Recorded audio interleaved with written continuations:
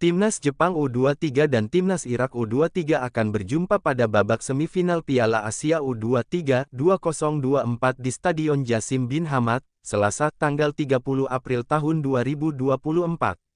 Laga Jepang vs Irak bakal dimainkan mulai pukul 0.30 dini hari WIB. Jepang melaju ke semifinal setelah menang 4-2 atas Qatar pada babak 8 besar. Jepang tampil solid dan menang lewat babak extra time. Ini adalah kemenangan ketiga dari 4 laga yang dimainkan Jepang di Piala Asia U23. Irak menang 1-0 atas Vietnam pada babak 8 besar, yang mengantar mereka lolos ke semifinal.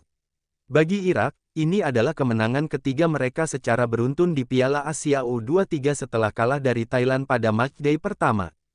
Pertemuan terakhir Jepang dan Irak terjadi pada Piala Asia U23 2016 lalu, pada babak semifinal. Jepang meraih kemenangan dengan skor 2-1. Apakah Irak mampu membalas kekalahan tersebut dan melaju ke final? Kita tunggu hasil. Timnas Jepang U23, Leo Kokubo, Hiroki Sekin, Kota Takai, Seiji Kimura, Ayumu Ohata, Rihito Yamamoto, Joel Fujita, Fuki Yamada, Kuryu Matsuki, Kein Sato, Mao Hosoya.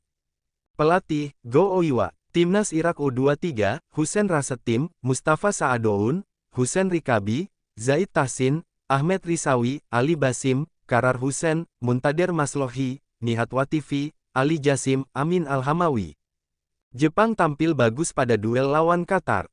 Jepang punya eksekusi bola mati yang kuat, dengan Seiji Kimura yang bikin 2 gol dari situasi sepak sudut. Faktor ini harus dapat perhatian lebih dari kubu Irak. Kecuali saat kalah dari Thailand, Irak selalu dapat penalti pada laga-laga yang sudah dimainkan. Ali Jasim sebagai eksekutor selalu mencetak gol dari titik putih. Tentu ini bukan kebetulan. Irak punya serangan yang berbahaya. Sementara itu, jika mampu menang pada babak semifinal, Indonesia akan berlaga di final Piala Asia U23 2024. Laga final akan dimainkan pada tanggal 3 Mei tahun 2024 yang akan datang. Sama-sama menambah 1 gol di babak kedua sehingga kedudukan hingga menit ke-82 masih sama kuat 2-2, dalam laga perempat final Piala Asia U23, Kamis tanggal 25 April tahun 2024 malam. Qatar yang bermain dengan 10 pemain justru mencetak gol tambahan lebih dulu di menit ke-49 melalui sundulan kepala oleh Jasse.